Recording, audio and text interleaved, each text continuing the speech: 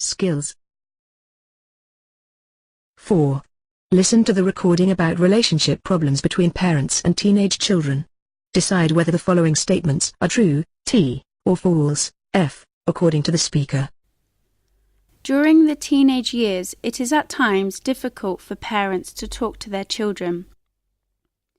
Teenagers often seem to hate being questioned. They seem unwilling to talk about their work at school. This is a normal psychological development at this age. Although it can be hard for parents to understand, it is part of becoming independent. Teenagers are trying to be adults while they are still growing up. Young people often dislike talking if they realize their parents are trying to check up on them.